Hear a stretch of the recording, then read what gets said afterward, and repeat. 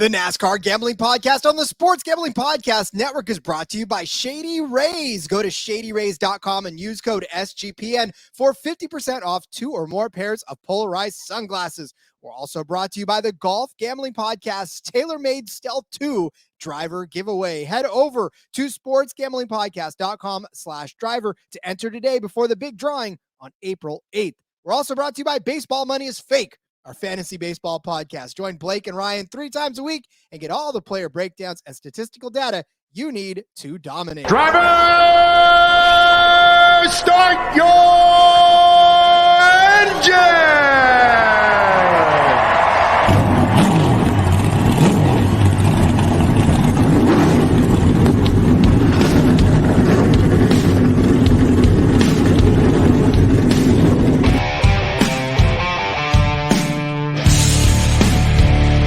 Strap in and pull those belts up tight as the Sports Gambling Podcast Network presents the NASCAR Gambling Podcast.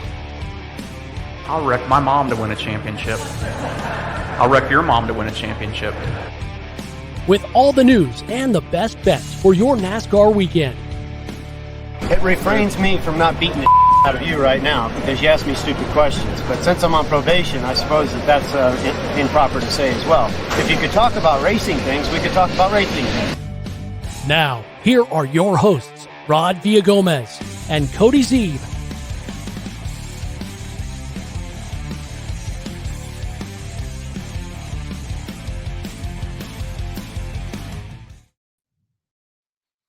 Back again to talk racing things. It is the NASCAR Gambling Podcast here on the Sports Gambling Podcast Network. He's Cody Zeeb. I'm Rod Villagomez, and we are going to get down and dirty this week in Bristol. Once again, the Bristol Dirt Race takes over the Bristol Raceway, Bristol Motor Speedway, takes over Bristol, that track over there, and the Cup drivers will be sliding around for a good long while to our amusement on Easter Sunday, no less. Cody, this was a concept introduced a couple of years ago. It's now stuck on the schedule. I know we loved it the first time around, and how we feeling a couple of years into it? I love it. I'm big dirt track guy. Grew up watching the dirt races, going to dirt races. Still love going to dirt races. It's so much fun. It's getting back to the roots of NASCAR, right? They started on the dirt races. I get these cars aren't built to run on the dirt every week now, and it probably shouldn't be more than one race a year, right? But having the one race, I think, is great. I love that it's a paying event where, I mean, it can be a wild card like a super speedway, maybe not to that degree, but a couple years ago, I mean, you could say it was like Joey Logano had hardly ever raced dirt in his life and ends up winning the first race there. And so, yeah, I'm excited. I'm pumped. It's the first year, 2021, was very messy. There was a lot of things that didn't quite go correctly. Last year was not perfect, but it was a lot better. Things were improved. It was also raining. I guess we should probably check the weather and see if that's in the forecast this week at all. So, but it was a lot smoother this past year than it was previously. I mean, we've seen it with the trucks where they've been doing it for years now, going back to Eldora. They've run on Knoxville. They've run on Bristol Dirt now. And so I think it's a fairly smooth operation for the most part with the trucks. And so I think that it's going to continue to get better as they continue to do it. I'd maybe like to see it be on an actual dirt track. I don't know why we feel the need to pour all this dirt onto Bristol, which is already a good track in its own right. But, that's a conversation for another day. It most certainly is. There are clouds in the sky for Thursday and Friday, but everybody should be happy because Saturday and Sunday, bright and sunny, 58 degrees and 70 degrees on Sunday when the actual race is. Trucks are going to be on Sunday, so they're in for some sunny weather as well. It'll be cold, but it'll be sunny, and we don't have to worry about any sort of inclement weather or anything of that effect, and just good old-fashioned dirt racing. Although it did amaze me too, and I loved watching a process of covering it, where they got the dirt from. Like, this wasn't just dirt that you got out of your front yard. This was custom made dirt from wherever it was, tailor made for this specific event. Yeah, and that's the crazy thing. Like, you know, when they build a dirt track, like it's not just they don't just go out there and grade the dirt that's there and call it good. Like, there's specific different types of clay that need to be put down and different types of dirt and combinations. And I mean, there's a whole thing that goes into it. And Bristol's done the same thing, and then they've kept this combination on the property. They just take it off the track, clean it for the fall race, leave it on the property, and then bring it back for this race again. Again, seems like maybe an unnecessary cost, but whatever. I guess it's led to some good racing. I've enjoyed it. I was really enjoying it as they were coming out of turn 4 last season. Tyler Reddick was about to cash. I think I had him about 20-1, and then Chase Briscoe ruined it all, and Kyle Busch snuck through for the win. But oh well, I've gotten over that, as you can tell, and ready to hit an outright this week. Cody, will you quit dwelling on bets that you lost 15 years ago, buddy? Nobody likes that. I try to bring up cardboard at least once a week in the Discord. Anytime I need a caution, I'm like, I just saw a piece of cardboard. Throw the yellow. It's there's definitely cardboard out there. That's how this works, right? That's exactly how this works. But yeah, listen, and who knew there was a science to dirt? Like, I honestly, like I said, that was something that kind of caught my attention first and foremost. But then again, I should have been surprised because it is NASCAR, and with the scrutiny that they put everything that they do under, why not? Yeah. And then like the different ways to treat it throughout the night, right? Like they have to put enough water on it, but not too much water. Pack it in correctly. You'll see the trucks out there and the cars out there packing the dirt in, and like there's a lot of care that goes into it. And if you go to your local dirt track, you'll see the same process there. It's an entire process throughout the night of manicuring that track to make good racing, have the appropriate lines form, not have things be too messy, but have them be messy enough, all of the above. So it is a fun process to watch unfold. Yes, it is. And it's a fun race to behold as well, because again, you don't see these cars in full skid mode any other week, but this week at Bristol. And it's, you know, when you watch these cars go almost sideways, the amount of control you've got to have. I mean, it just, yeah, I don't know. That's a little too on the edge for me, Cody. I don't know that I'd ever be able to be a good dirt racer, because I'd always just be like, I'm under my visor. I'd just be like, the whole time. You know? Yeah, I mean, that it seems like it would be the most fun, though, at the same time. Like, and when you get to like the dirt late model levels, the sprint cars, I mean, those guys are literally going left, but they're turning right through the corners. A lot of the dirt late models and even the midgets and stuff, they're the left wheels coming up off of the track. They're running on 3 wheels for half the track. It's exciting. It's fun. It's not quite the same in these massive, heavy stock cars, but it is still a good time. I'm excited for it. And yeah, it's gonna be a good week. It's gonna be fun week of racing. Not as much racing as we had this past weekend, where everybody was in action. Just the trucks, just the cup this week. But I think we're gonna have some good racing, and we get the additional racing, quote unquote, with the heat races to determine the lineups. Qualifying, we'll get into that when we get into the format here in a few. But things are gonna be a little different. Gives us kind of an extra look at some racing, and will give us an opportunity to watch some of these guys out on the track, and then hopefully get a chance to bet then going into, you know, Saturday night for the Cup guys for Sunday. So definitely want to be in the Discord channel where we can talk about that and talk about, you know, line shift and who's impressed and who we maybe want to jump on or jump off or whatever the case may be. Indeed. I always harken back to the words of the great Hudson Hornet, who said, "Turn left to go right on this race."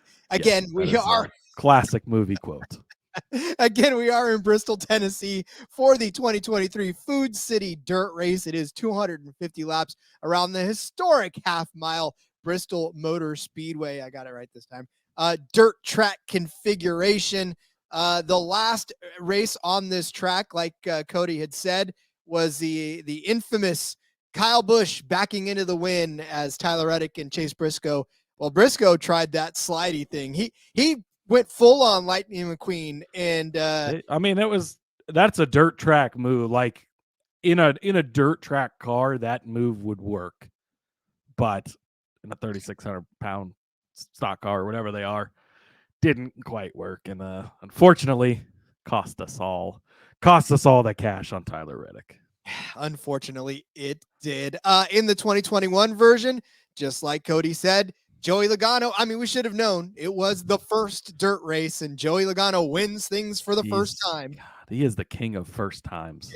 He is, and he did it. He won here after starting at 10th. So 10 cautions in that 2021 race. Like Cody said, it was, 10 cautions for 39 laps out of a 259 or 250 lap race is a little bit frustrating. But the next year, that was even more frustrating. 14 cautions for 82 laps. That was a pretty freaking big haul. There was a lot going on. It was just average speed of the race, 34 miles an hour, if that tells you anything. That is actually pretty crazy. Yeah. And then back in the first year they did it in 21, they actually ended up changing in the middle of the race and doing the restart single file because things were just so chaotic trying to do the double file restarts. So again, it's been a work in progress, but things have improved from year 1 to year 2. I expect them to improve even more as we go to a third year with this. The teams know more what to expect. NASCAR knows more what to expect. The track knows more of what to expect. I think everything will continue to look up and forward and better. And I think they're going to put on a good show for us on Easter Sunday. I agree. And look, all of these drivers agree that once this dirt does get packed in and once this dirt does get worked over and the rubber's laid down on it, it treats just like an asphalt track. So, I mean, you see a lot of sliding, but it basically has the same sort of mannerisms as far as the lanes you can run. Obviously you saw it last year, even there was a couple of different lines working around that track, and, being able to dive bomb into the corners to get that slide going, the old slide job that Chase Briscoe tried to throw on, that stuff was working last season. And so hopefully we see a little bit better outcome this year. Again, this is the third year on the track. They've trained for it a lot like the 15 million road courses we have now. Like, you can't ignore Bristol dirt anymore. You can't just kind of say, okay, well, this is just a one race. If you want to be competitive, these are the kind of tracks that you got to try to separate yourself on, because these 1.5 miles, everybody trains for them. The miles, the speedways, everybody. But if you want to be good, come out and be good on the dirt. Get your one win of the season on dirt where you almost have a chance. Everybody's got a chance, Yeah, well, and this is a great chance for guys that are dirt track guys to get that win, to put them in the playoffs, right? A guy like Justin Haley, he's got a dirt track background. Ricky Stenhouse Jr., now he's already won the Daytona 500, so, but this would be a great chance for him to get in there. Guys like that aren't so much looking at a regular win week in and week out. And honestly, I'm going to make a case for a guy today that I think this might be his only chance to get a win, despite some other people being very high on him. And so I said he maybe needs to get it done. So I'll save that little nugget for later on in the show, but we'll be talking about him. We will be talking about him. We'll be talking about all of our picks when we start laying out our bets. So unless there's really any other, we do need to talk about how the qualifying works in this, because this is going to go a long way too. Cody, I know that you studied this a little bit, so you can lay it out for everybody as far as what happens, because this is not just your normal, go out, run a few laps and do it. This is a full on dirt qualifying type of a thing. So walk us through how the grid's going to get set for this Sunday's race. Okay, first up, they will have windshields on the car. There'd been talk about taking the windshields off. Traditional dirt cars don't have windshields. Obviously, the windshields get dirty from the dirt and the mud and everything. But they are doing the same changes they had last year. It's a plastic underbody that won't get damaged. There's no front splitter, overhang, strakes, or diffuser. I was going to say, wait. Are there louvers? Well, I think the louvers are still going to be there. So okay. I'm just saying. They vent to whatever the hell they do up there. I don't know. But and then no wet weather package necessarily, but we saw it last year. You can still race in the rain on dirt to a degree. Like, it can get muddy quickly, and so it depends. But light rain and stuff, we saw last year they red flagged the race for a little bit. That's where I was hoping they would end it, because Tyler Reddick was winning at that point. Unfortunately, that didn't happen. But they can go back to racing quicker because they don't necessarily have to wait for it to dry. They can pack it in and whatnot. So just something to keep an eye on. But as far as the format goes, so there is going to be 4 heat races? Is it by heat race? Yeah, I think it's 4. We'll have to confirm on Yeah, that. no, I don't- it's I don't four. have It's that 4 part. qualifying Okay. heat races. Yes, Yeah, 4 qualifying heat races. So it's going to be a random draw to set these heat race lumps. Heat races similar to what they ran at the Coliseum for the Clash back there. So it'll be the four heat races randomly drawn, and they're going to use a passing point scale, which is common in dirt tracks. So if you finish first, you'll get 10 points. If you finish second, you get 1 point or 9 points, and so on and so forth. Then also for each position you gain during the race, you get 1 point. So the guy who starts on the pole for the heat race, he can't gain any passing points. He can only gain the 10 points for finishing first. So the guy who starts last obviously has the ability to get passing points and get the finishing points. There's no negative points, so you don't go backwards. You just you can only go forwards as far as your points go. So then they will use that formula. Whoever scores the most passing points basically will start on the pole in the main Cup Series race. And these will take place on Saturday, by the way. And then they will start on the pole in the Cup Series race. And then the ties will be broken by owner points. So that would be like the card number. So I think the 48 is leading the owner points right now. And then, like, when it comes to Josh Berry, it'd be wherever the 9 car is, not where Josh Berry is in points, wherever the 9 car is in points, and so on and so forth. So that is how they were going to determine the starting lineup for the actual race. So we'll talk DFS later in the week, and we'll probably bring this up again, but you'll have to wait until after Saturday's qualifying races to know where the actual starting spots are. That's not going to count towards that or anything. And there's only 37 entries, I believe, in the Cup Series, with Davenport being the only open car, I believe. So everybody will make the show. Yeah, that's right. Yes, everybody will make the show in that. And then over in the Truck Series, we'll talk about this more tomorrow, but there is 41 entries for 36 spots. So you will have drivers that will not make the truck show, which we've traditionally seen. And there's a lot of people driving in the truck race. So we'll get to that tomorrow when we cover the Truck Series, which shout out to the books. They've actually got some Truck Series odds up a little earlier this week. So we should be able to have our normally scheduled Truck Series show tomorrow. But that is the long way about getting to how they're going to set this lineup. It can be slightly confusing, but hopefully I didn't make it too confusing for you. Just know that right now I'm that GIF of where I'm trying to add everything up in that beautiful mind GIF. All the math floating around in the air. But I mean, triangles and right. shapes. And main points, they're going to cover it on the TV broadcast. Follow Bob Pockrass on Twitter. Like, that's the best advice you can have for anything NASCAR related, because he knows all of this stuff. He will have it turned out quickly. He'll be sitting there doing the math himself. He'll have the starting lineup before NASCAR even knows what the starting lineup is. Sometimes I think he's potentially the like secret master puppet behind NASCAR, and then he says what goes on and they just do that, or he's just smarter than they are about how their own stuff works. Either way, he's a must follow for sure. We don't know what's happening. Call Bob. Just call Bob. I don't care what happens. Call Bob. Bob's generally knows the rule book more than NASCAR even does. It's like, what's going on? What's the ruling here? And it's just like, maybe we need to hook Bob up with the FIA. We talked about that over on the F1 Gambling Podcast. They've been having some issues over there figuring out what the fuck they're doing. So maybe they need to get hooked up with a Bob of their own. But luckily we have Bob for NASCAR. So yes, we do. All right. Well, let's set up some bets on the other side of our break, because, we're going to have a lot of fun watching this race and betting on this race. So we'll do that when we come back.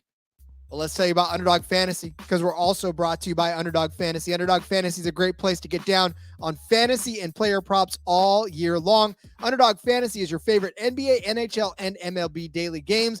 Plus, they're already doing best ball drafts for the 2023 season. Go head over to UnderdogFantasy.com. Use the promo code SGPN for a 100% deposit bonus up to $100.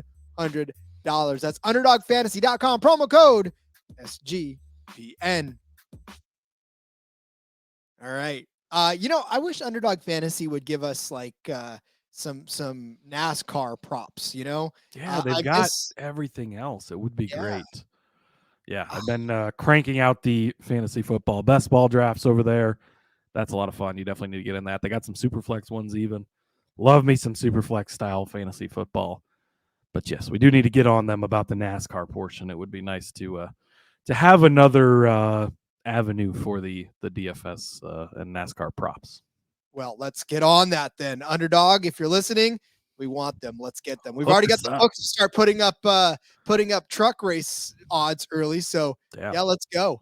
Yeah, exactly. Yeah, and shout out to Caesars. I mean, they've got the whole gamut up there already. Yeah, head-to-heads, top threes, top fives, all that stuff. So that's going to be fun to talk about tomorrow. But let's get to the Cup Series side of things. Rod, let's do it. First up for me, I have Alex Bowman, a guy I've been loving to bet on every week, over Ross Chastain. This is minus 115 over on Caesars. This is just a case of a guy that I can trust to consistently get good finishes. Alex Bowman is top 10 almost every single week versus a guy who every meme in the world right now has him causing every problem in the world right now, which he tends to do sometimes. You go back and look at their two, again, there's not much comparable to look into this. So it's you go back and look over the last two races here. You can only take so much from that even though, but you go back and look, Alex Bowman 22nd in the first race, so not very good, but did have a 6th place finish last season. Chastain wrecked out in both races, 35th and 33rd. So again, he's already scares you on a week-to-week basis to be on, right? Because he does get in the way. He is aggressive, which can go to his favor sometimes, but it can go to his detriment a lot of times. So this is just basically a case of I trust Alex Bowman. I don't trust Ross Chastain as much. Bowman, I mean, he had the 6th place finish last season, so he proved he can get it done, right? Plus, he's off to such a solid start to this season. Hasn't had the speed of the Larson and the Byron up front, but he has been consistently in the top 10 each and every week, and he is the points leader at this time. So he's been consistent, which is what I love. Chastain, you just can't trust him. Could he come out and win this race? Absolutely, he could. I'm not saying he's going to be bad this weekend, but I don't trust him to get that car all the way to the finish in a clean manner, whereas I do trust Alex Bowman to do so. So Alex Bowman over Ross Chastain, that's going to be my first one. I love it, and I'll make a case for further that point as well later on. Yeah, you definitely can't discount Bowman at this point. It's just, you know, he's not the top of the line right now at Hendrick, but he's most certainly not. Well, listen, there's this thing where the bottom driver of a top tier team, right, is still better than the top driver of a mid or a lower tier team. So, I mean, if you're the last of the best, you're still the best of the rest, you know? Exactly. So, yep, you got it. Let's see, his odds to win, 20-1 again this week. I did not pick him this week, which likely means he's going to win. So I'm just going to sit out there because I've been on him at 20-1 a few weeks in a row here, and he's been close but hasn't hit. So this is probably going to be the week.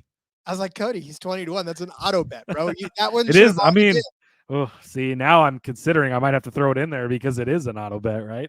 I'm not swaying you either way, but I'm just saying We'll see as the week goes on.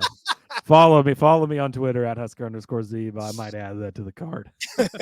All right. Well, one that's already being added to the car and one that will probably have you once again shocked is Michael McDowell as a top 10 car. This is at plus 285 over there on Barstool. Here's the thing, right? And for Michael McDowell, you know him for popping up every once in a while and having decent races, you know, and being up in contention. And he did exactly this in the 2022 dirt race. He started 17th, but he ended up finishing 9th. Sort of got his way into a pretty decent finish, a top 10 finish there on Bristol dirt. And listen, like Cody said, you can take all of these short track, you can take all of these metrics, you can do anything you want with all of the stats that you can find, but it doesn't really give you, the only thing that you can really comp to is the Bristol dirt track. Like there's no other, you know, oh, but he does this on short tracks, or he's this bad on short tracks, or this good on short. I don't care, because normal short tracks, you're not driving sideways for most of the race, right? And it's a different discipline altogether. So, and again, to that point, even more, like we've been here twice on Bristol dirt, but only once in the new car as well. So we've only got one look in the new car. We've got one look in the old car. And I do want to warn people as well. We sort of mentioned this up top, but this race could be disastrous. I mean, it has the potential to be almost super speedway like, in guys are going to have issues with overheating potentially because of mud getting caked. They're going to be able to see because of dirt later on. There could be big wrecks. Like, it has the potential for complete chaos. So keep that in mind going into this weekend. I think there's, we've found some really good bets, and I think that this will probably go a certain way, but it can be chaotic any week, but more so this week than most general oval tracks. Yeah, don't go too heavy this week. Like, again, this is a week where you're going to want to put a little stuff to have fun, make a little money, but like, if you're trying to win another house, this is not the week to do it. Probably not. not. All right, getting back to Michael McDowell, in the 2021 race, he actually had a 12th place finish, so 2 spots outside of the top 10. That was the first year here. Not a bad showing, in fact, and he started 16th, finished 12th, so he held his own, basically, advanced 4 spots because of a bunch of folks that were crashed out and engines wrecking and all kinds of crazy stuff that happened that race. But also, listen, Michael McDowell's not had a very bad season so far. In fact, his last 2 races, he's been right outside and inside the top 10. On the road race over there in Austin, he finished 12th. And then Richmond last week, he crawled his way up to a 6th place finish. So Michael McDowell's quietly doing okay. And I'm not asking him to do anything more than get into the top 10, which he did last season, which he almost did the first season on Bristol Dirt, which he did last week, right? I mean, Michael McDowell, it's easy to overlook him. It's easy to say, yeah, but he's Michael McDowell. But every once in a while, he creeps up on you. And I think at plus 285, I like the opportunity for him to do it again this week. Yeah, I mean, other than that big win at Daytona, obviously, when he wins the 500, like, Michael McDowell will just top 10 and top 15 the hell out of you every week, and just nobody ever pays attention to him, but he's always right there. He's a veteran driver. He's been around a long time. He's made a lot of Star Cup series. He is going to take it easy. He's going to stay out of trouble, stay out of the way, and put himself in position to be there at the end. At plus 285, I have no argument here. Again, he did it last season. Almost did it the time before in the two samples we have on this track and on dirt. So I like this one. I think it's good value. I am going to take Dennis over Ryan Blaney. Good old Denny Hamlin. Again, this is just a case of, and this one's minus 115 over on Caesars. This is just a case of who can you trust more? And I don't know if you've seen Ryan Blaney lately, but I don't trust anything that Ryan Blaney is doing at all. And Blaney's actually been good on both these dirt races at Bristol, so I will give him that. He finished 8th here in 21, 5th here last season. So, again, it's not that he's been bad. It's just that current times, I cannot trust anything he does. You saw the mistakes last year. Another thing we didn't mention, no live pit stops here as well.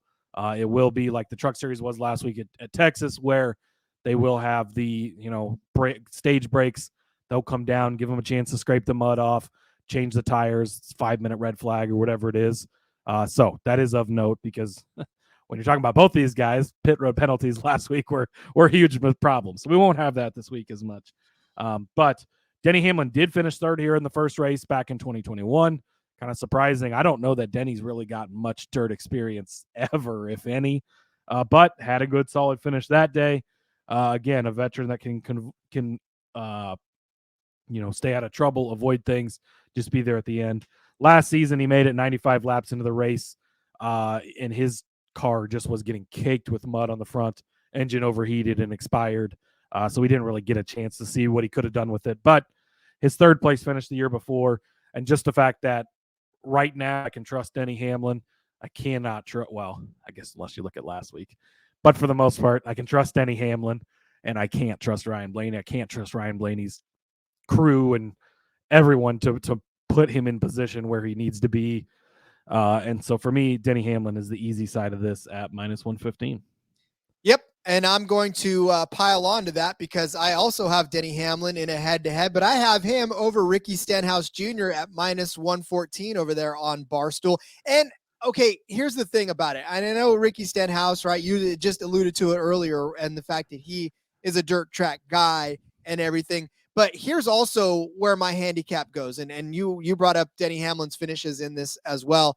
But Ricky Stenhouse in the 2022 season last year, in this new car, right? This is the new package. This is a new car. Started 16th, finished 29th.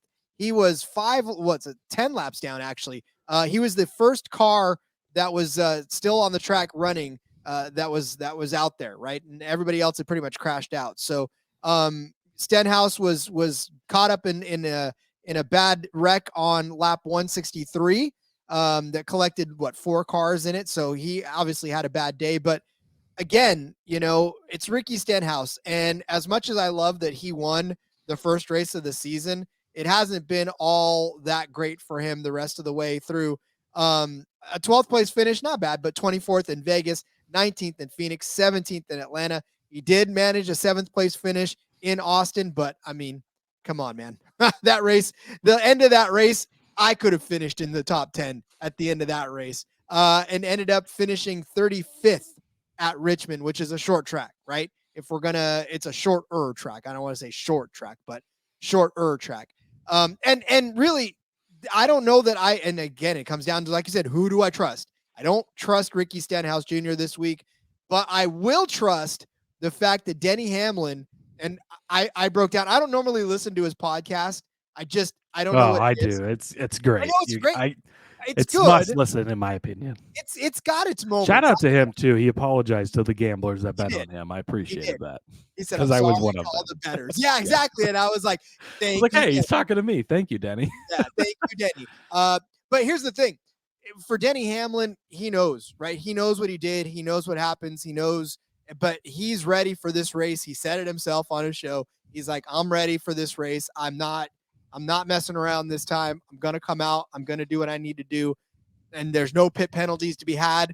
Thank God. So you give me Denny Hamlin not battling his pit crew, not battling calls and strategies and all that, and a 3rd place finish in 2021. And what do we talk about? Why am I overheated last week? That's last right. year. So yep. So a bad finish. A bad finish last year, but that was overheating. They'll have that figured out as well. So again, like Denny Hamlin has a fast car. There's no doubt about it.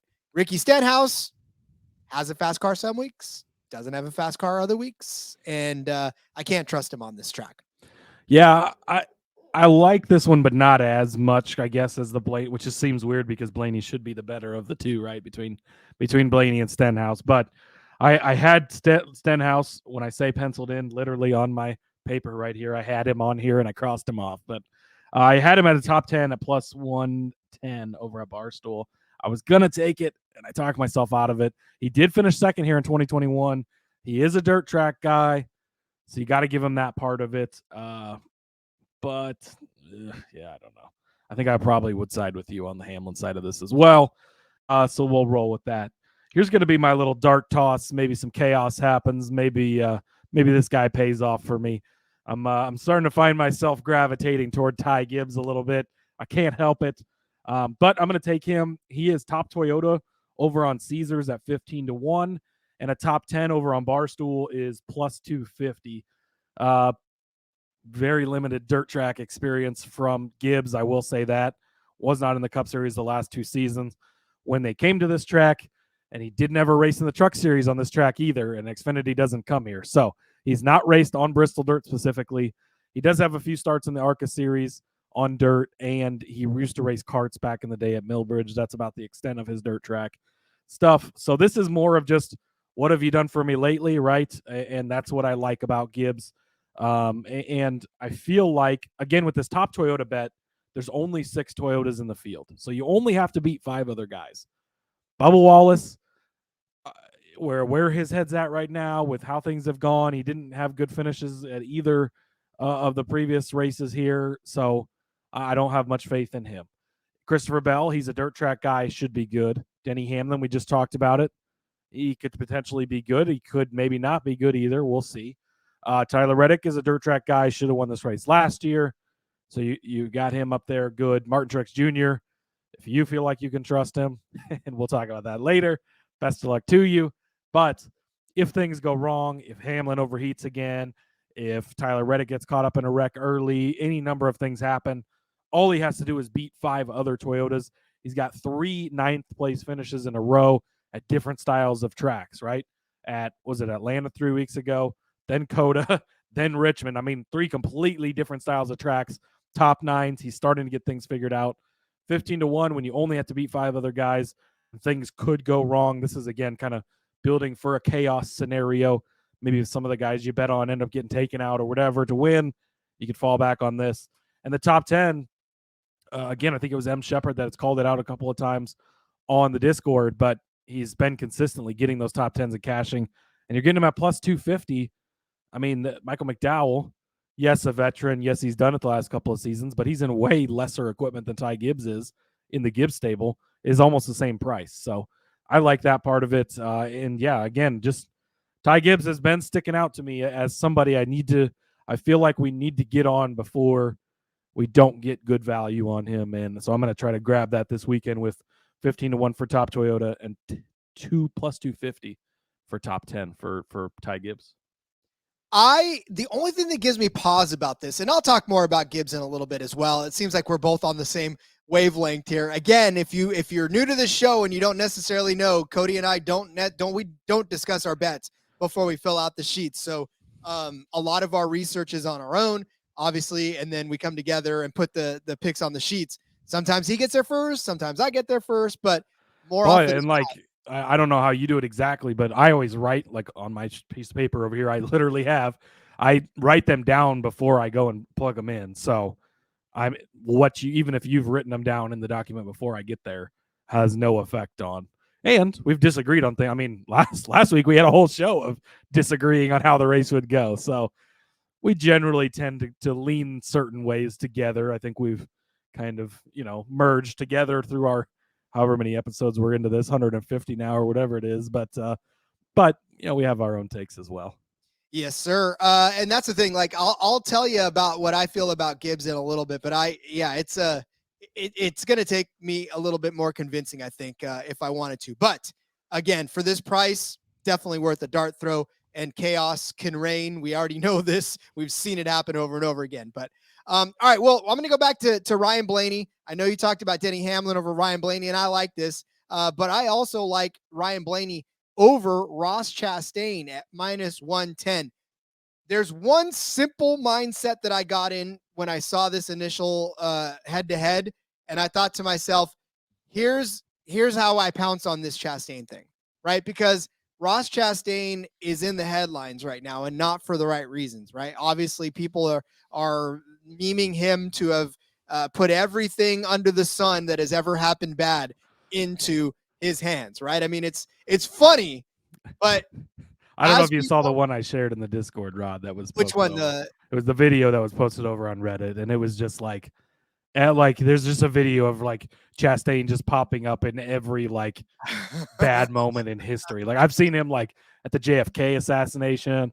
I've seen him at Rex like a long time ago. He was the guy who started the fight in the 1979 Daytona 500.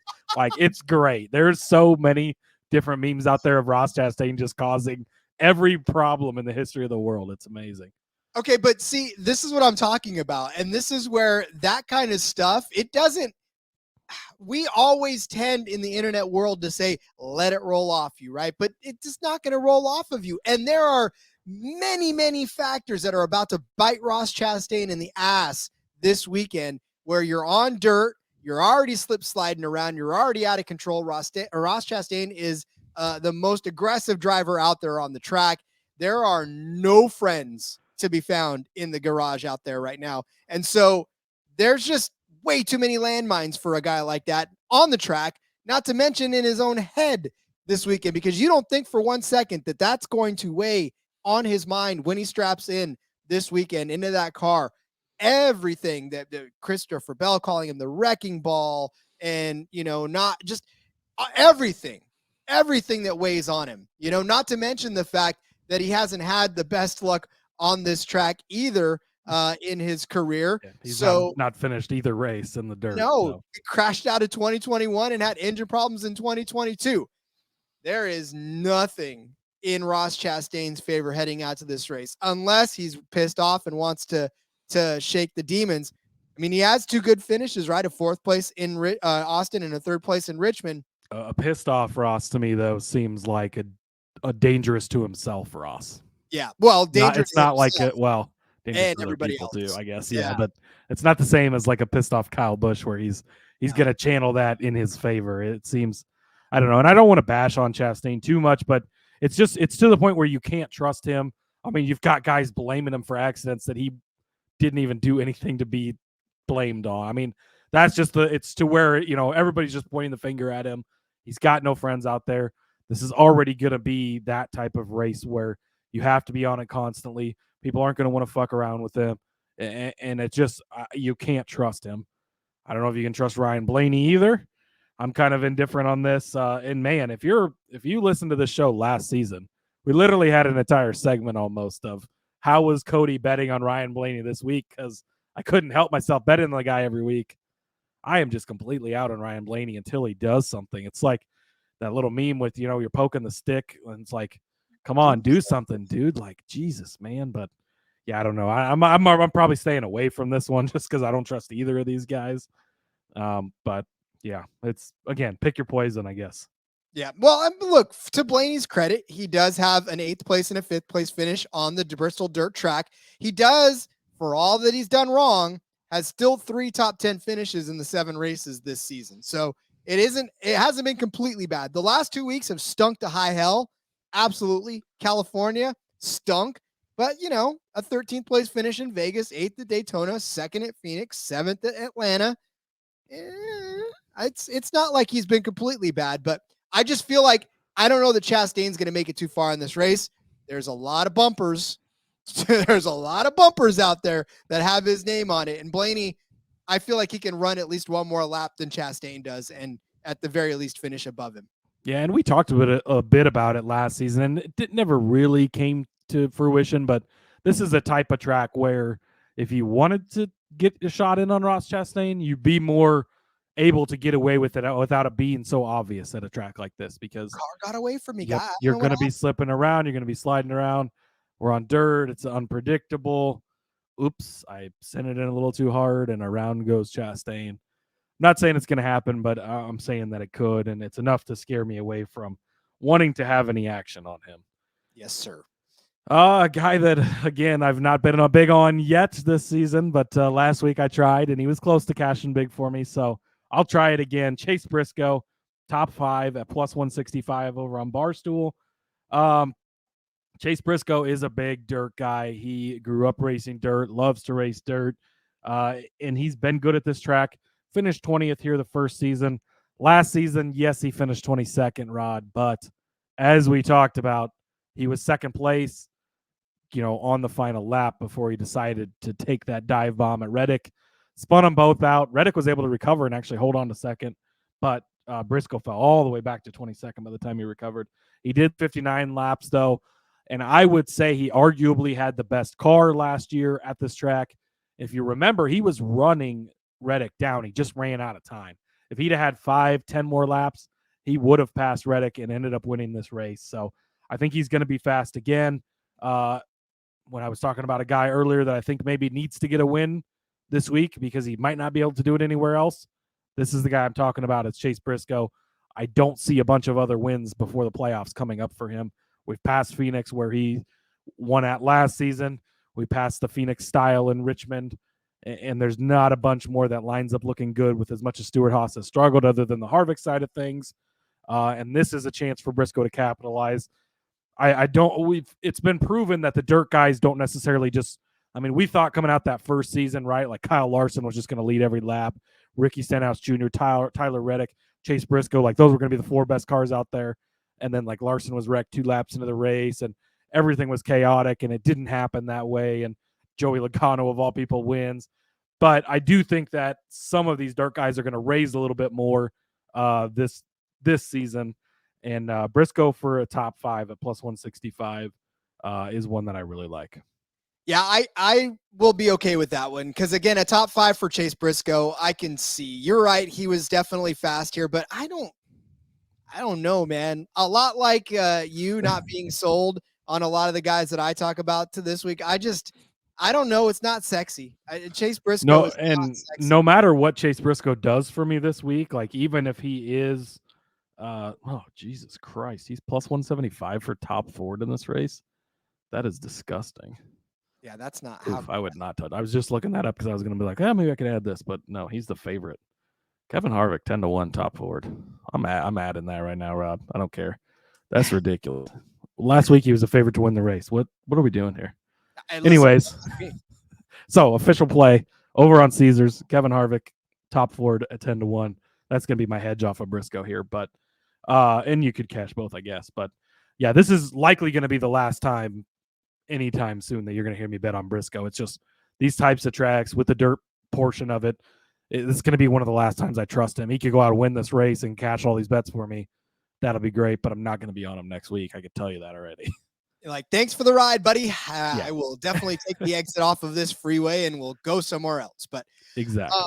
All right. Well, my next, as Cody types in, I'm typing A. I'll make sure we cover this on the recap when it hits. I love it. All right. Well, I'm going to go back to Ty Gibbs. I found him over Josh Berry in a head-to-head at minus 110 on Caesars. Believe it or not, Berry was juiced on the other side of this at minus 120. I fully appreciate the fact that Berry got into a good finish, a second-place finish last week. But here's the thing. That had far more to do with the pit strategy than it did the driving ability of Josh Berry. He was mired in the back for a better part of that race. He was not going to see a second place finish were it not for staying out like that and being lucky like that. So all things considered, I love Josh Berry. Don't get us wrong. I mean, we've championed him. We love his ability. We love him in the Xfinity Series. We think he's a fantastic driver. He's going to be a great Cup Series driver someday. But look, 29th, 10th, 18th, all of those finishes are not spectacular, right? Other than that second place finish where we talked about Ty Gibbs slowly creeping up into the mix and being a factor on his own merit. 3 straight 9th place finishes for Ty Gibbs. Just incredible. It's a weird phenomenon for him to finish 9th in all 3 of those races. Neither one of them have been on Bristol dirt as a Cup driver, as a truck driver, like you said, or anything, right? This will be their first experience on the dirt. So I'm telling you right now, I feel like Ty Gibbs has just a better understanding of what's going on right now than does Josh Berry all the way around. And again, Josh Berry is still racing in Xfinity Series as well. So not this week, of course, but he doesn't have split attention. Where Ty Gibbs, this is his only focus. You know, Josh Berry's still going to try to win an Xfinity championship at some point. This is just him filling in for the 9, right? I mean, he's trying to hold court as much as he can, but there's not a whole lot you can do when you're just keeping the seat warm for a much, much better driver than you are at this point. So I just feel like Ty has the slight advantage in this. And again, I'm not saying that Berry can't do well and can't maybe finish in the top 15, but if you got a guy that's finishing 9th place for the last 3 weeks and figuring things out quickly, I mean, you love Ty Gibbs already this week. And again, I think that he'll be able to finish better than Josh Berry with very little experience for either one of them and a much better track record right now heading into the momentum. People hate when I say this driver's got momentum, but validation, all of you, because Denny Hamlin on his podcast, well, I know, but Denny Hamlin on his podcast even said driver momentum is real. So I take that. And not to get off on a side tangent, but momentum is very real. And I'm going to be talking about momentum here in a minute with one of my picks coming up, but momentum is very real. Yes, the car knows no difference from one week to the next. No, the driver does, the crew does, the team does. Momentum carries in any type of sports, and racing and NASCAR is not excluded from that. So I mean, if you're a spreadsheet nerd, yes, you cannot put it down on paper exactly what it equates to, but it does factor into it, and I will die arguing on that hill because I fully believe in that. Man, you're picking the tough head-to-heads this week, Rod. Again, this is kind of a toss-up for me. I have a hard time betting against Berry. Is there an over-under on how many times Josh Berry gets spun out? I'll take the over in every single race. I don't know if I've ever seen someone just get spun out more than Josh Berry does in the Xfinity Series every week, in the Cup Series every week. Like, always gets spun out, and then he recovers and has these great finishes always. So it's just it's very odd, but he's a great spinner outer, I guess, and not hitting things and finding his way back to the front. So yeah, I do expect Gibbs to have a good day. Obviously, I've got the bets on him, so I'll back you on this. I don't feel as confident, but if I had to pick a side, I suppose it probably would be the Gibbs side. Next up for me, a guy that I think is going to be quietly under the radar this week, but I absolutely love, Daniel Suarez, Rod, for a top 10 over on Barstool. He's at plus money at plus 110. This to me is a great bet. Daniel Suarez has been surprisingly very good at Bristol Dirt. In 2021, he led 64 laps here. A good portion of that race late. It looked like he could potentially win that race until Joey Logano took over at the end. And he ended up falling back and finished in fourth place in that one. But he led 58 laps.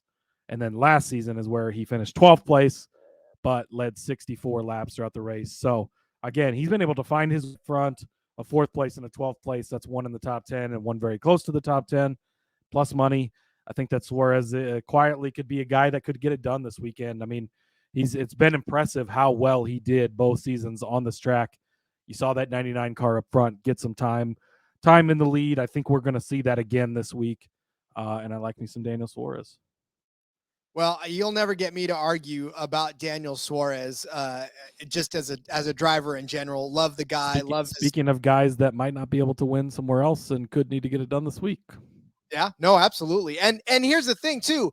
The reason that he's at plus money is obviously the last 4 weeks for him have been absolutely horrendous. 22nd place finish in Phoenix, 29th in Atlanta, 27th at Austin, 23rd in Richmond. You just want to talk about a guy that's fallen on hard times, especially after 3 straight top 10 starts or finishes to start the season, right? I mean, at some point he's got to catch back up again, and maybe slip sliding around in the dirt will be where Daniel Suarez catches his groove back again. All right, this is where I throw a dart. I loved this. This was a crazy thing here. It was on Caesars. I forgot to write it down, but I believe it was on Caesars because they are the ones that give you these types of bets. And this is both to finish inside. Shout out to Caesars too. They've been killing it with it's been great being able to get all of these. I mean, they've got so many different things. Like the one you're about to talk about. They've got winner of stage 2 wins the race, top Toyota, top Chevrolet, all to finish in the top 10, both to finish in the top 5, all to finish in the top 5. Winner stage 1 wins the race, either to win the race, both to finish in the top 10. Like, so many prop bets over there. So we pull, that's not even half the list I just read you there. Like, Caesars has been killing it with the odds this week. I think that they've probably been, or this year, I think they've been the book I've drawn from the most. Barstool a close second too, but Caesars, I just want to give them a shout out because they have been just crushing it. Yeah, it's been good for NASCAR for sure. But this one is offered there, both to finish in the top 3. I got Kyle Busch and Joey Logano. This is at 16-1.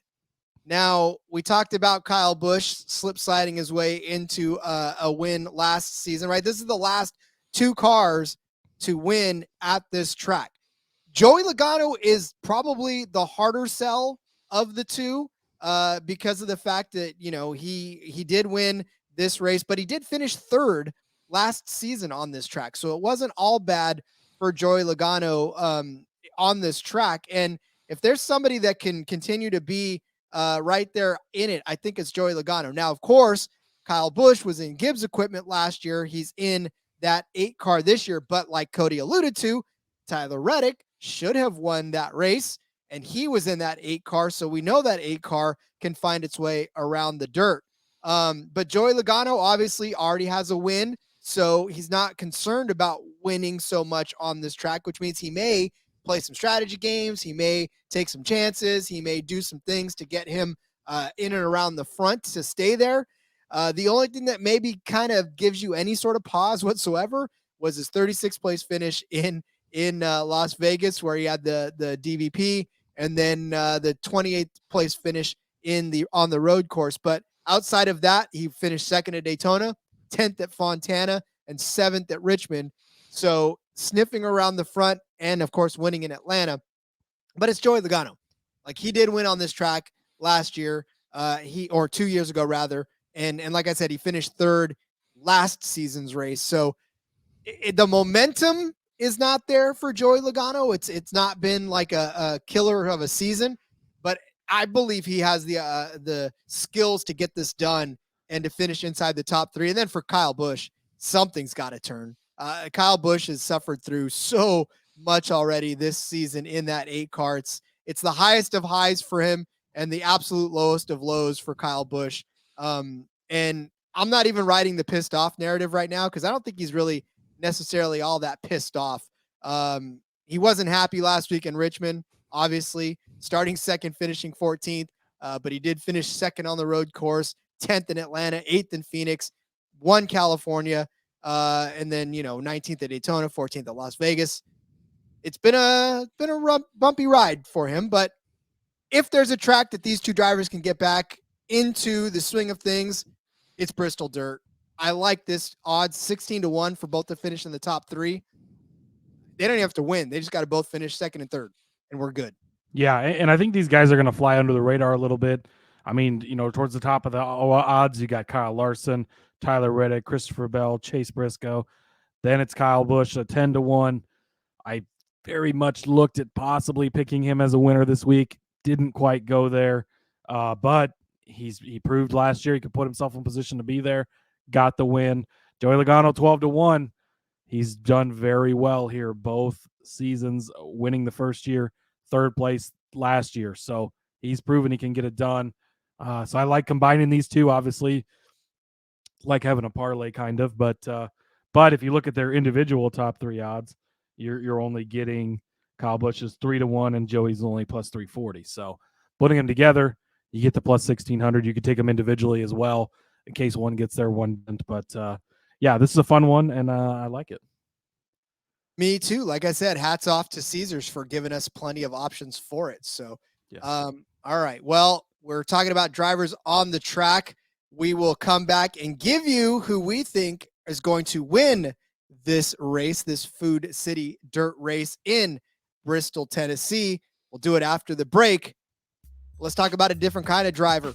We're brought to you by the Golf Gambling Podcast and their tailor-made driver contest. Contest is completely free to enter, and you have a chance to win an awesome tailor-made driver. Drawing's going to take place on Sunday, April 8th, so make sure you get in by going to sportsgamblingpodcast.com/driver. That's sportsgamblingpodcast.com/driver. Those of you watching us on YouTube, thank you very much. And hi, by the way, we have been excited to watch the numbers climb and to see more and more of you leaving comments and liking the videos and subscribing and clicking the bell and showing them off to your friends and showing the videos off when you're supposed to be showing a work presentation and saying, oops, and then having more people watch. We appreciate all of that. It's been fun. We'll continue to do so. Sorry we didn't put one out yesterday. Technical difficulties kept us from putting the video out, which is fine. You didn't need to see my face and my anger anyways. But yeah, we'll continue to do so if you continue to support the show. Like, subscribe, click the bell, put it on flyers in the subway. I don't know. However you do. QR codes. I don't care. Whatever. Keep driving the traffic our way. We'll keep driving the traffic yours. Yeah, and if you are a YouTube watcher / listener, we did have a recap show. We did have, as Rod said, technical difficulties and kind of ended up just scrapping the video portion. And it is available, though, on the audio side of things. So go check that out on your preferred podcast platform. Indeed. All right, Cody, somebody's got to win this race. Who's it going to be? Somebody's got to win this race. I am going to roll the dice and put it all on red number 14, Chase Briscoe. 10-1 over on DraftKings. He actually opened at 12-1 to start the week. A few places he's already down to 9-1, but DraftKings has him over there at 10-1. So again, I talked about it. Probably the best car here last season. Should have finished second had he not taken out Reddick at the end of things. I think that he is going to feel the pressure of having a not great season so far.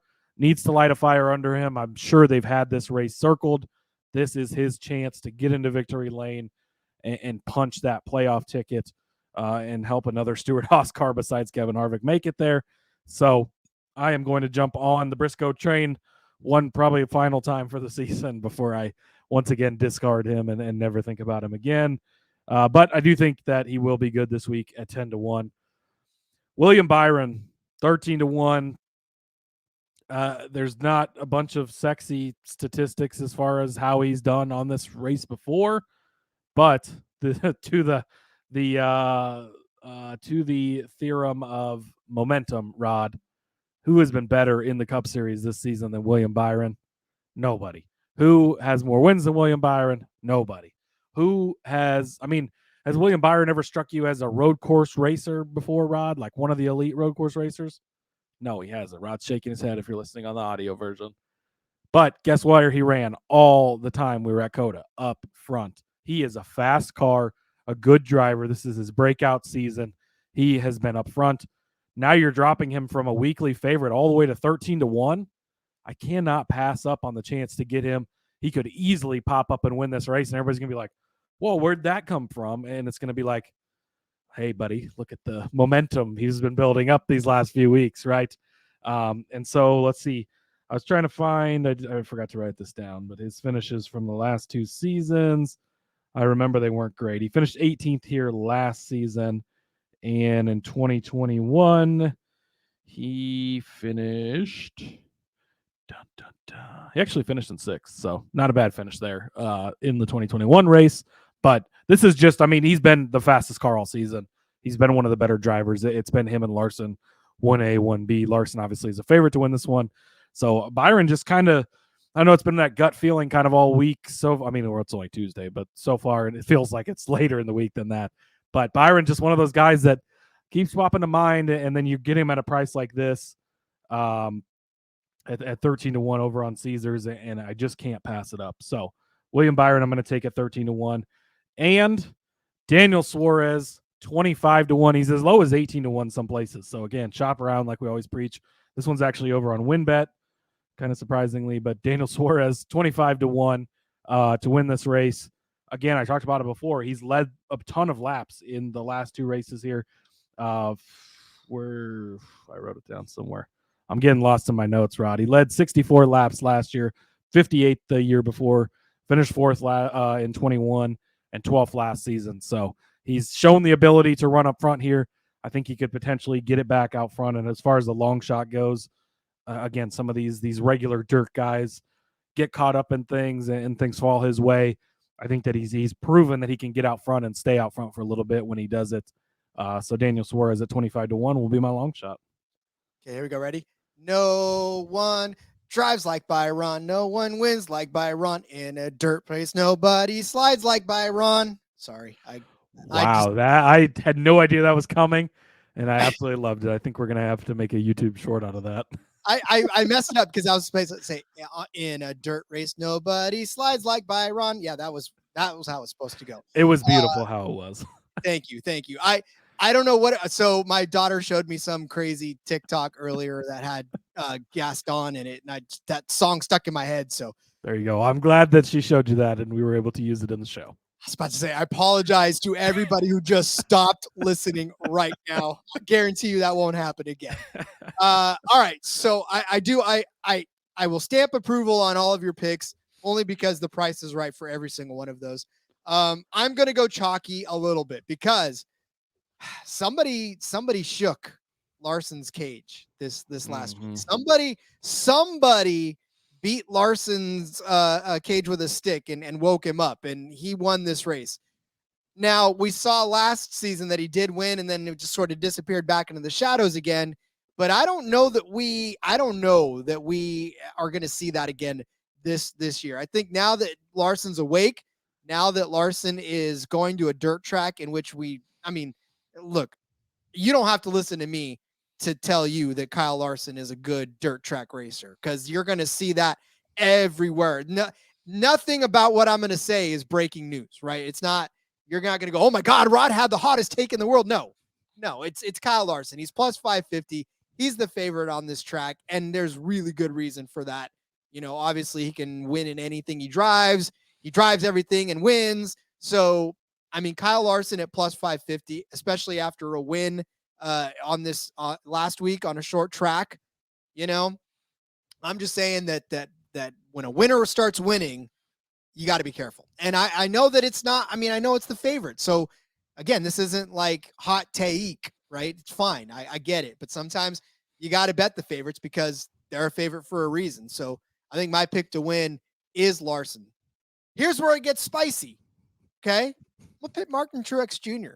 He's 25-1. Is he still racing? I thought he retired. Cody has already written me off for this. In fact, he's finding a new co-host for the show after this. I almost didn't let Rod come on the show tonight. I asked if he was feeling okay. I said to blink twice if he was being held captive.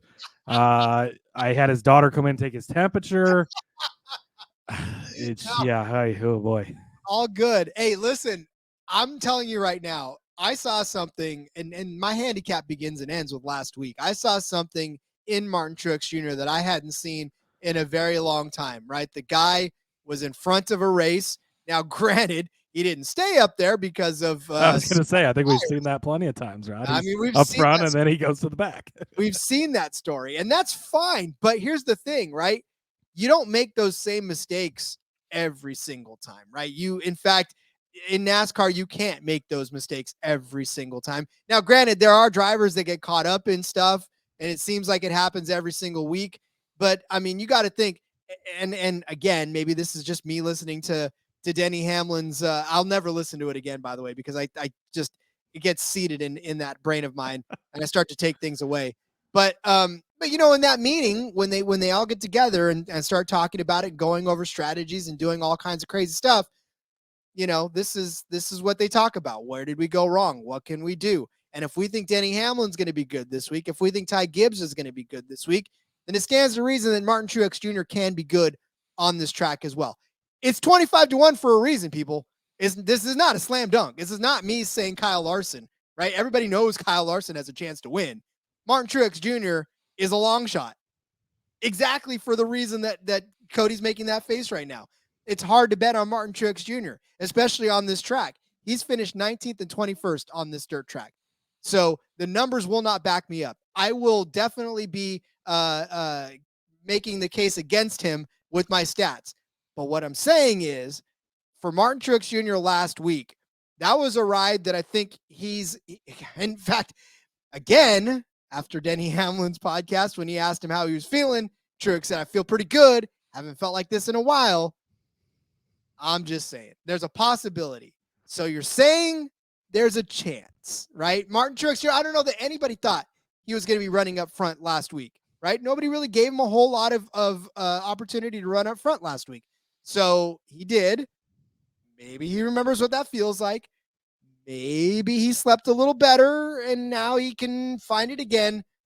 It's 25-1 for a reason. Don't go with me if you don't want to. But if he ends up winning this race, I'm going to do the longest I told you so in recorded history. In fact, we're going to have a Guinness Book of World Records person here to document my longest I told you so's. Wow, that is impressive. I will say, and I forgot to bring this up, but William Byron and Chase Briscoe both going to be in the truck race as well. So that's going to give more track time. I think that leads towards helping them as well. Martin Truex Jr. did win the truck race here in 2021. Very surprisingly, nobody saw that coming. And so even though the Cup Series results haven't been great, I've actually sent a certified letter to all of the books telling them to just completely erase Martin Truex Jr. I'm not allowed to bet on him. So I won't be able to follow you, Rod. But I will say at 25-1, it does offer solid value. We know the speed is there. Martin Truex Jr. is in there somewhere. He came out at the Coliseum and we thought maybe, just maybe. And then he just disappeared again, but it could happen. And at 25-1, I think that's a long enough shot that, you put him up next to Daniel Suarez, who I took at 25-1. Truex is a better driver, probably in the better equipment. It's probably close, but I can't do it because I've swore myself off of him until I see otherwise. But I will say the value's there at 25-1. And so I can't completely blame you for taking that. Hey, you're going to feel gross. You're going to need a shower afterwards. And I get that. And if you need to, look, hit me in the Discord after you do it. I'll be your support. I'll tell you it's okay. Like, I mean, Rod will help you push the button if you need the assistance for placing this bet. I will walk you through the process of what it feels like. Instant regret. It's okay. I get it.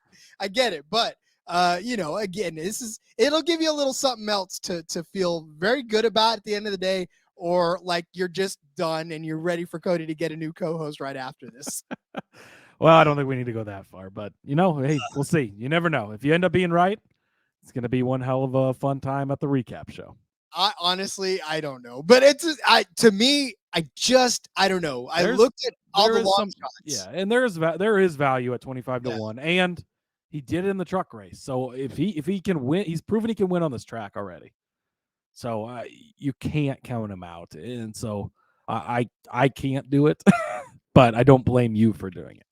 And I don't blame any of you else for doing it as well. I have a feeling if I were to put an over-under on how many people tell me, I would put under 3% of the people out there will follow me on this one. So, hey, let us know in the Discord. Let us know, comment on YouTube. Let us know if you're going to back Rod's Martin Truex Jr. play.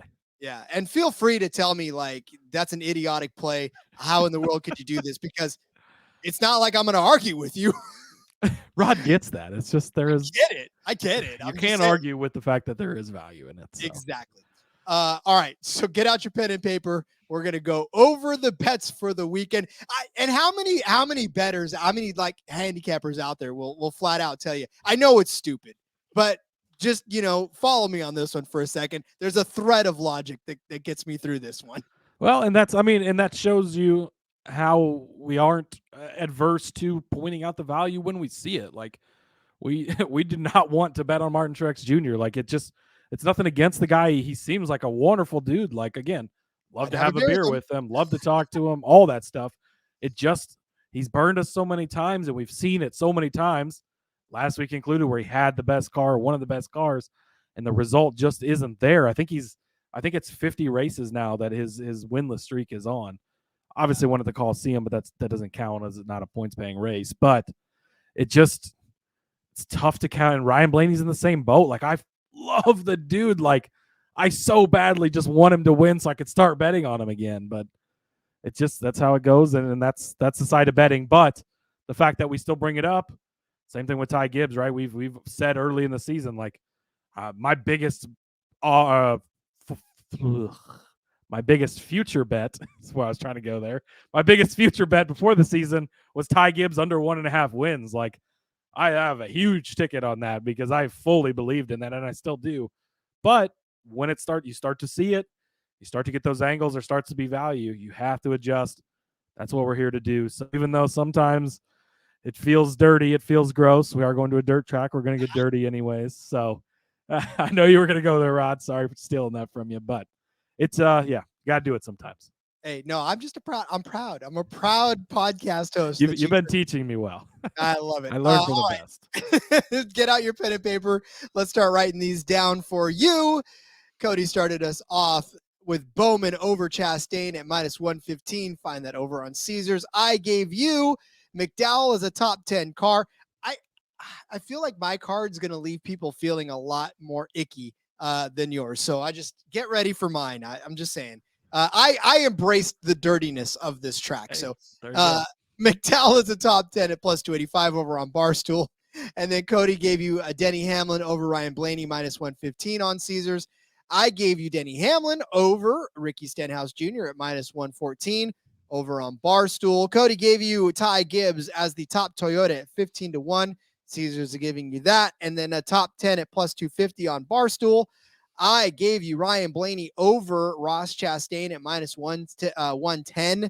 And that's over on DraftKings. And then Cody gave you Chase Briscoe as a top 5 car at +165 on Barstool. And then, of course, snuck in Harvick as a top Ford at 10-1 over on Caesars.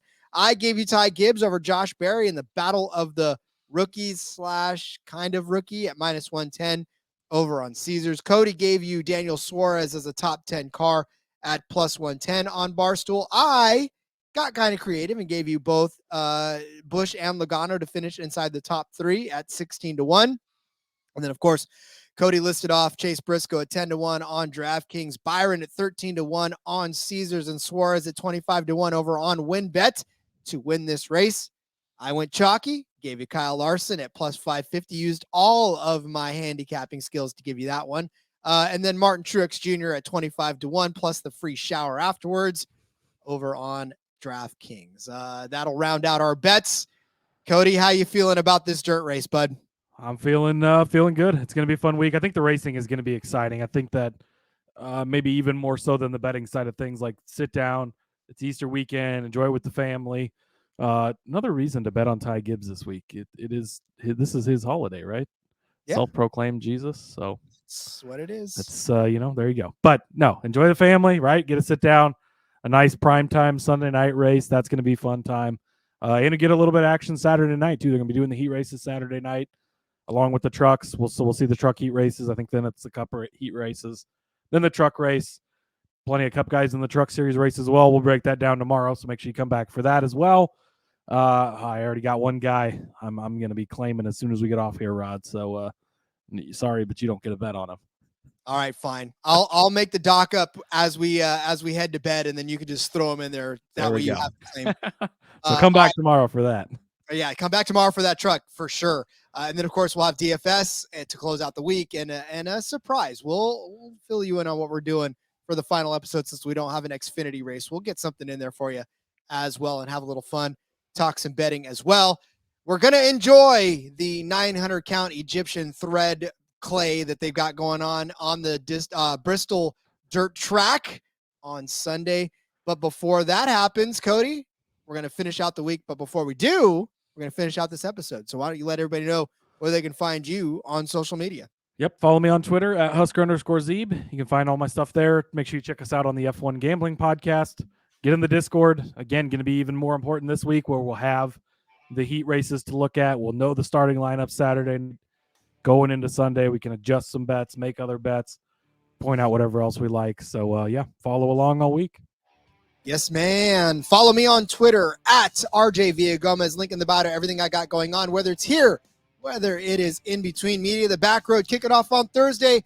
Not my week, but they still got some great stuff going on, talking NASCAR over there as well. They'll be covering the dirt race and looking back at last week as well. All right, we're coming back with trucks tomorrow. We'll see you then. Until next time, let's go racing and let it ride.